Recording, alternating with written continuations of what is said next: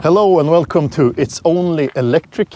Behind me I have the Kia EV6 GT in Moonscape Grey. This is by far the best looking color available for the EV6. I really like it. Together with the black accents, it looks amazing. For me, this is Kia's interpretation of Batman's Batmobile. This video is about testing the range, consumption, acceleration and noise of this monster. So it's a brand new 2024 model. It's a GT, not a GT line. So it's the most powerful version you can get of the Kia EV6. Driving on all four wheels with a newly developed, more powerful motor, permanent magnet motor at the back and a permanent magnet motor at the front, together delivering 430 kilowatts or 585 horsepower, 740 newton meters of torque. You should be able to do 0 to 100 kilometers per hour in 3.5 seconds and has a top speed of 260 kilometers per hour. It has the same battery pack as the normal EV6, so gross capacity 77.4 kilowatt hours, net capacity 74 kilowatt hours. This has a lot less range though, so 424 kilometers of WLTP range. And the range loss is partly due to the bigger rims, so 21-inch rims, Michelin Pilot Sport 4S, 255s, 40s all around. Of course, the additional power also consumes some more energy. So it's time to start with the consumption and range test. Let's go. And this is the first part of my range and consumption test. And I always do the same tests for all the press cars and all the cars I review. And this is a standardized cycle that I always do. So always the same cycle. And some background information, it's a 80 kilometers long test cycle with an average speed of 93 kilometers per hour. So speeds between 50 all the way up to 110 kilometers per hour. And I always stay to certain rules to be able to create a comparable and consistent result. Rule number 1, always stay to the speed limits. Rule number 2, always keep the AC at 20 degrees Celsius and on auto. The last rule, always drive in eco mode when available. And in this car it is, so eco mode is active, cabin temperature is set to 20 degrees, and some outside conditions, it's currently only 10 degrees outside, so it's a bit colder today and then during my last tests. But total dry roads, sunny weather, and not that much of a wind to talk about, so fairly good conditions. Could have been a couple of degrees warmer to be able to score a better result. The first status update, 27 kilometers passed. Average consumption for the moment is 23.4 kilowatt hours per 100 kilometers. The current speed limit is 80 kilometers per hour, so it's a slower stretch now. I've just put a quicker stretch with 110 kilometers per hour behind me. There will be another one at the end. So let's see about the consumption. Currently, it seems to be very high. I mean, I have been getting reports of a high consumption, but also seen others doing tests receiving actually a fairly low range. But let's see about that. So the big 21-inch rims with wide tires of 255/40 makes a lot of cabin noise. I mean, you really hear the noise, and the majority of the noise seems to come from the road, from the tires, and it's understandable. And I mean, it's a car tuned for a sportier feel, a harsher ride, and a sportier look, of course. So it's expected. I'm soon to hit 40 kilometers, and that's the halfway. Average consumption until now, 22.2 kilowatt hours per 100 kilometers.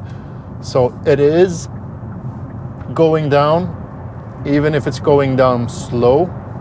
So I hope it can drop under 20 kilowatt hours per 100 kilometer, because currently it's still a bit too high in my opinion. And it also seems to over-report the distance a little bit. So if that's the case, I need to deduct or actually raise the consumption depending on how much it's over reported distance. But it's a bit too early to say that. Closing into the end, almost 70 kilometers driven, 21.8 kilowatt hours per 100 kilometer is the current average consumption. It has been going down a little bit more, but let's see how this ends. So that was the range and consumption test. The final score, 20.1 kilowatt hours per 100 kilometers, and that's with Eco Drive Active and also Eco Mode for the AC, for the air conditioning, to save some energy. So I did what I could to drive it as efficient as possible. So that consumption translates into a full range of 368 kilometers. If you compare that to the stated WLTP range of 424 kilometers, that's 87%. I did expect a bit more, but on the other hand, I know this is a performance car, and viewing other tests, I was waiting a fairly high consumption. So let's compare the consumption with other cars in the same ballpark. The Model Y Performance, a lot lower consumption on that car. The BMW i4 M50, also a lot more efficient car. The Mach-E GT, I didn't do the exact same test route for that car, but on the tests I did, that car had higher consumption than this one. The Neo ET5 Touring, almost the same power and performance, a bit lower consumption, almost in the same ballpark as this one. So it's not the most efficient car in the pack. And I guess that's not the main reason to go for this car. I mean, you go for this car because of the blend of the extremely good driving dynamics. This is a monster. I mean, it's very unsophisticated when you put it into GT mode and drive it. It's a really fun car to drive, and it's really aggressive with two permanent magnet motors, powerful motors, both in the back and in the front. The suspension, the direct steering you have, it's a fun car to drive. And besides that, you also have a decent boot space and a big back seat. So it's a great mix between aggressiveness and performance and practicality. Let's move on to the acceleration test and see if we can beat the specified time of 0 to 100 kilometers per hour in 3.5 seconds.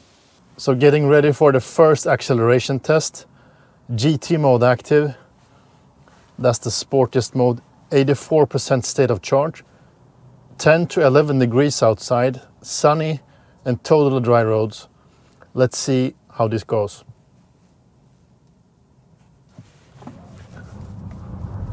This is a quick car. You have it? 60 miles per hour, time 3.87 seconds. 0 to 100 km time 4.02 seconds. So 4 seconds flat almost. That is a bit from, that's half a second from the specified 3.5 seconds. Let's do another run and see how that goes. So getting ready for another run. Go! A bit of wheel spin. 0 to 60 miles per hour, time 3.69 seconds. 0 to 100 km time 3.87 seconds. So need to heat up the tires a little bit more to be able to cut the time. So a bit quicker this time, 3.87 seconds, 0 to 100 kilometers per hour, 0 to 60 in 3.69 seconds. Let's do another run. Okay, let's do that again. A bit of wheel spin, especially the front wheels. 0 to 60 miles per hour, time 3.65 seconds. 0 to 100 km time 3.84 seconds. Okay, a bit better this time. Let's do a last try. Final attempt. Once more, come on, 81% state of charge. Let's do this, go. A bit of a wheel spin still. 0 to 60 miles per hour, time 3.70 seconds. 0 to 100 km time 3.87 seconds. Okay, so 3.87 seconds. I think this is the best run until now. I think that's enough. that's it. Let's dissect the results. The best possible time I achieved 0 to 100 kilometers per hour is 3.84 seconds. 0 to 60 miles per hour in 3.65 seconds. I wasn't able to get a total grip when accelerating. I got some wheel spin on the front wheels even after warming up the tires. So I guess the cold weather of 9 to 10 degrees affected that acceleration time. So it may be possible to lower it a bit more in better weather conditions. This is one of the quickest cars I have tested in the segment. There's only one car beating it, and that's the recently tested BMW i4 M50. You have the link up here. That one actually achieved a 0 to 100 time in 3.8 seconds. So it's by a very small margin though, but still a bit quicker. Otherwise, this is a really quick car, and you feel that when you press the accelerator. So let's move on with the noise test. I always measure the cabin noise at the same position, at the passenger headrest. So always the same. I always drive the same road and different speeds, 50, 70, 90 and 110 kilometers per hour. So this is the result. Not the most silent car in the class. And just a note, the sunroof was covered with the curtain to reduce the cabin noise. So let's compare the results with other cars in the segment. Almost the exact same noise levels as the BMW i4 M50 and the Neo ET5 Touring. A bit more noisy than the Xpeng P7 performance version, and also than the Ioniq 6. But the Ioniq 6 was running on 18-inch wheels, so I expect that one to be maybe more noisy than this one with similar rims and tires. So a decent score when it comes to noise. I mean, 21-inch wheels, Michelin Pilot Sport 4S tires. So it's not made to be the most silent car. So if you want to know more about the Kia EV6, I recently did a full review of this specific car. You'll find the link to that up here. So final conclusion, this is a really inspiring and fun car to drive with a lot of power all the time. Really puts a smile on your face, like the Joker, but in a better way. But I would have wished for a bit higher efficiency because it's lacking some range. Some more range would have been great for this car, and I understand that they don't want to crank in a bigger battery pack because then you get a lot more weight and lose some driving dynamics.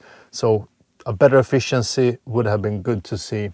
Maybe that's something that can be achieved later on, I don't know. So it takes a lot of time to create these videos, to review all these cars, to keep this channel going. And it's totally self-funded by me currently. So if you want to support my work, it's very important to subscribe to my channel and engage into my videos. So write comments, give it thumbs ups, really important. Watch the whole video, spread the word for me, share the videos to friends and family. And you can also use the built-in super thanks function to donate a sum to my channel for me to be able to create even more content like this. And as I always say, stay electric. Thank you for watching. Speak to you soon.